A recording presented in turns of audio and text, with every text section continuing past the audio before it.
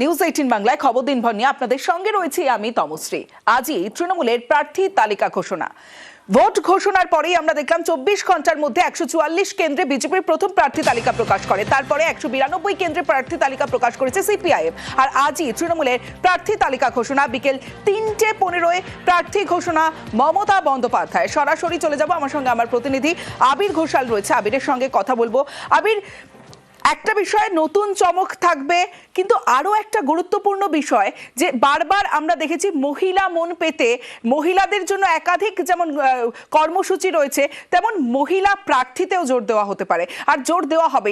কোন কোন নাম উঠে আসছে, কি কি চমক থাকতে পারে?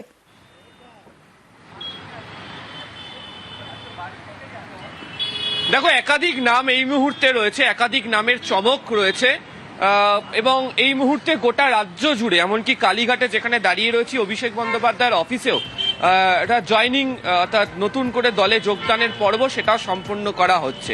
যেহেতু হাতে এখনো 2 ঘন্টা সময় বাকি রয়েছে এবং তার মধ্যেই রাজ্যের একাধিক প্রান্তের একাধিক আসনে নতুন মুখকে নিয়ে আসছে যে তৃণমূল কংগ্রেস, যাদের সঙ্গে গত কয়েক বছর ধরে সামাজিক ক্ষেত্রে আলোচনা তারা চালিয়েছিল, তাদেরকেই যে তারা প্রার্থী করতে চলেছে সেটা কার্যত পরিষ্কার স্পষ্টত বুঝিয়ে দেওয়া হচ্ছে এই যোগদান পর্বের মধ্যে দিয়ে।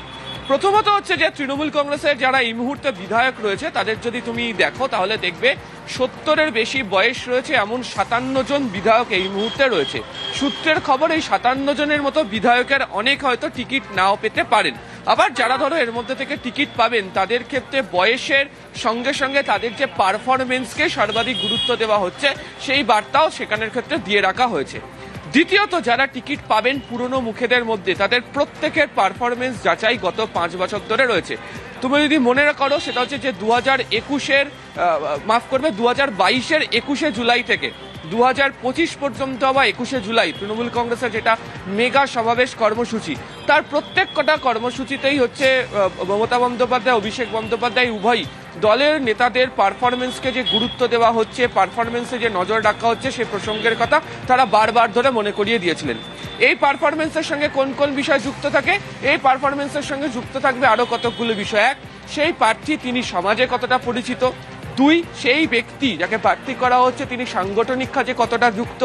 3, সেই ব্যক্তি তিনি সাংগঠনিক ক্ষেত্রে যদি কোনো পদে থেকে থাকেন বা সংসদীয় রাজনীতিতে তিনি যদি কোনো পদে থেকে থাকেন তিনি বাকিদের সঙ্গে কিভাবে সামঞ্জস্য রেখে কাজ করেছেন বা তাদের কাছে তার নম্বর কেমন রয়েছে, অর্থাৎ তার পরিচয় বা তার সম্পর্কে সে মানুষজন কি অভিমত পোষণ করেন, তার সমস্ত কিছুকে এক ধাঁচে নিয়ে আসা হয়েছে। একটি একটা তালিকা যে তৈরি করা হয়েছে তার মধ্যে এটিকে গুরুত্ব দেওয়া হচ্ছে। দ্বিতীয়ত হচ্ছে যে গতবার দেখতে পাওয়া গিয়েছিল যে 50 জন মহিলা মুখ ছিল এবং প্রায় একাধিক মহিলা মুখকে তারা জিতিয়ে নিয়ে আসে। মহিলা মুখদের অনেককে তুমি দেখতে পেয়েছো, চন্দ্রিমা ভট্টাচার্য মন্ত্রী, শশী পাজা মন্ত্রী, বীরবাহা হাসদা মন্ত্রী, জ্যোৎস্না মান্ডি তিনি মন্ত্রী, সন্ধ্যা টুডু তিনি মন্ত্রী, এরকম প্রচুর মুখ তাদেরকে রাজ্য মন্ত্রিসভার সদস্য করে রাখা হয়েছিল। এবারের প্রার্থী তালিকাতেও প্রচুর মহিলা মুখকে রাখা হচ্ছে এবং যারা পুরনো মুখ রয়েছেন তাদের পাশাপাশি নতুন মুখকেও প্রার্থী তালিকাতে দেখতে পাওয়া যাবে। যেমন আজকেই তৃণমূল কংগ্রেসে যোগদান করেছেন হচ্ছে তনুশ্রী হাঁসদা, আদিবাসী সমাজে অত্যন্ত। সঙ্গে থাকো আবির।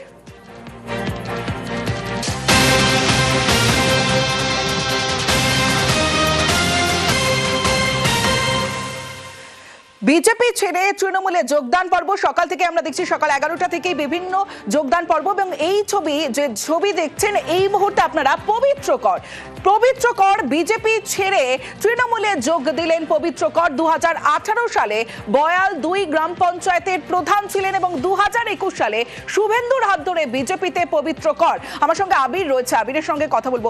আবির, এখানেও একটা জল্পনা উঠে আসছে, তাহলে কি নন্দীগ্রামের প্রার্থী করা হতে পারে পবিত্র করকে?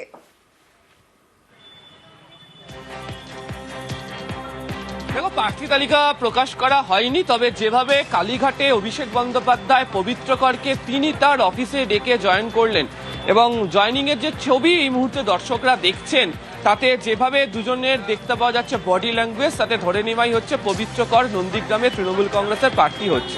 এবার প্রশ্ন হচ্ছে কেন পবিত্র করের নাম বাছাই করা হলো? পবিত্র কর নন্দীগ্রাম 2 নম্বর ব্লকের অত্যন্ত পরিচিত একজন মুখ, যাকে বলা হয় প্রমিনেন্ট লিডার, দ্বিতীয়ত হচ্ছে যে গত বিধানসভা নির্বাচনে নন্দীগ্রাম 2 নম্বর ব্লকে তৃণমূল কংগ্রেস যে শতাংশ ভোটে পিছিয়ে ছিল সেই জায়গাকে মোকাবিলা করার জন্য, বলা ভালো যে শুভেন্দু অধিকারীর মোকাবিলা করার জন্য সেখানকারই কোনো একজন ভূমিপুত্র যে সরাসরি মোকাবিলা করতে পারবে এমন একটা মুখ খুঁজছিল হচ্ছে তৃণমূল কংগ্রেস। আর একটু পিছিয়ে যাই আমরা, তুমি জানো যে তৃণমূলের তরফ থেকে বা অভিষেকের তরফ থেকেও যে কর্মসূচি নিয়ে নন্দীগ্রাম শুরু করা হয়েছিল, নবজোয়ার যাত্রাতে একমাত্র নন্দীগ্রামে তিনি 21 কিলোমিটার পদযাত্রা করেছিলেন অভিষেক বন্দ্যোপাধ্যায়। বিভিন্ন সময় বিভিন্ন বক্তব্যের ক্ষেত্রে নন্দীগ্রামের কথা বারবার ধরে উঠে এসেছিল, ফলে নন্দীগ্রামকে আলাদা করে ভাবনা চিন্তায় নির্বাচনের ক্ষেত্রে তৃণমূল রেখেছিল। অনেকেই বলছেন যে নন্দীগ্রাম এই নির্বাচনের ক্ষেত্রে তৃণমূল কংগ্রেসের কাছে কার্যত প্রেস্টিজ ফাইট, এবং সেই কারণেই হচ্ছে পবিত্র করের মতো মুখকে তুলে নিয়ে আসা হয়েছে। কিছুদিন আগে জল্পনা ছড়ায় যে ভোট কুশলী সংস্থার সঙ্গে তার একটি বৈঠক হয়েছে, পরবর্তী সময়ে জল্পনা ছড়ায় যে তার সাথে নন্দীগ্রামের বিধায়কের আবার আলোচনা হয়েছে, কিন্তু দুপক্ষই গোটা বিষয়টা নিয়ে চুপ ছিলেন। এবং আজকে আর 2 ঘন্টা বাকি রয়েছে যখন প্রার্থী তালিকা প্রকাশের, সেই 2 ঘন্টা আগে যেভাবে কালীঘাটেই অভিষেক বন্দ্যোপাধ্যায়ের অফিসে পবিত্র করকে যোগদান করানো হলো, তাতে তিনি নন্দীগ্রামে প্রার্থী হচ্ছেন এই বিষয়ে কার্যত এক প্রকার নিশ্চিত হওয়া যায়, এমনটাই মনে করছে হচ্ছে রাজনৈতিক মহল। বেশ, সঙ্গে থাকো।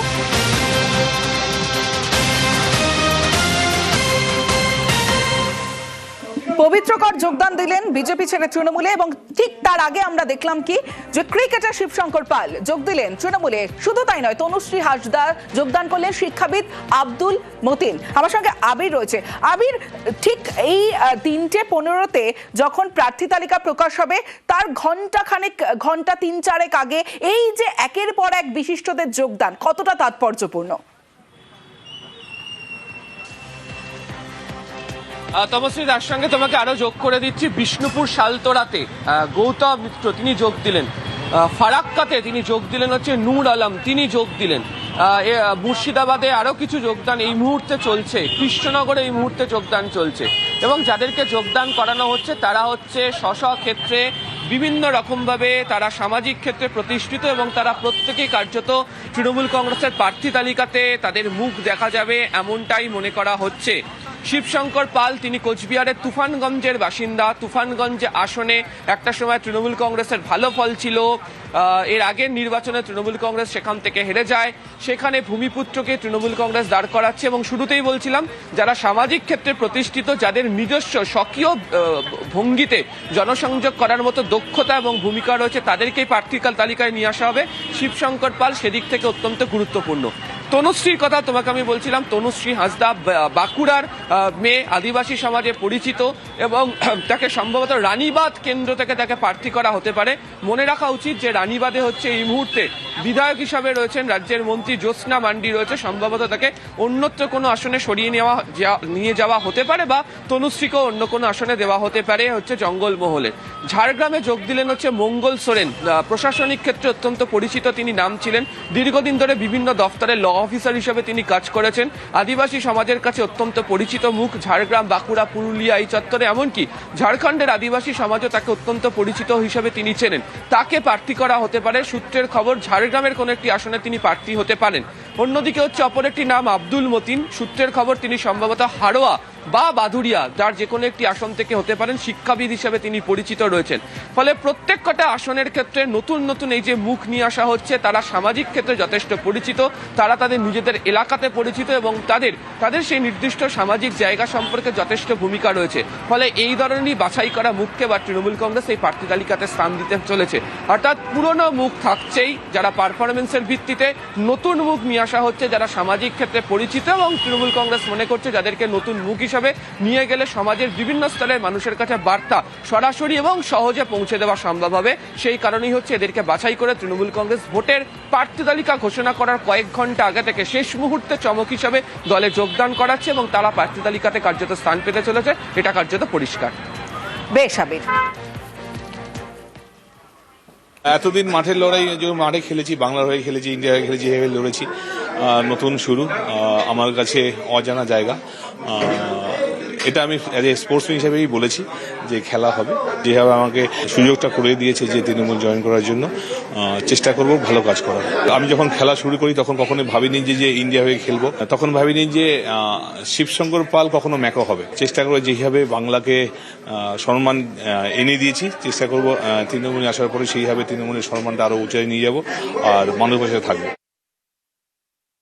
মাননীয় মমতা বন্দ্যোপাধ্যায় যেভাবে আদিবাসী সম্প্রদায়ের পাশে থেকেছেন এবং তার উন্নয়ন স্বরূপ যে কাজগুলো রয়েছে, যে কিভাবে আদিবাসী ঐতিহ্য এবং এই উন্নয়নের ধারাকে বলা যেতে পারে প্রবাহিত রাখার প্রচেষ্টা চলছে, তো সেই সুযোগটা আমি আশা করছি এখানে পাবো এবং যে উদ্দেশ্য বা যে আশা নিয়ে আমার উপরে যে বিশ্বাস রাখা হয়েছে, আশা করছি আমি সেই বিশ্বাস রাখতে পারবো, আমি নিরাশ করব না।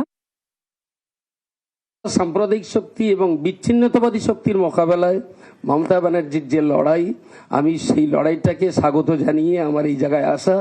আমার জীবনের মাঝ বয়স পেরিয়েও আজকে এই জায়গায় আমাকে এখানে আসতে হলো, কারণ দেশের বিবাদ বিসম্বাদ বিভাজন যে কঠিন জায়গায় পৌঁছে গেছে, এর বিরুদ্ধে যদি আমরা লড়াই করতে না পারি, তাহলে আমার মনে হয়েছে দেশের প্রতি যে দায়িত্ব আমার ছিল সেই দায়িত্ব পালন করা হবে না। তো তারা যদি আমার দ্বারাতে কিছু কাজ করিয়ে নিতে পারেন তাহলে আমি সার্থক হব।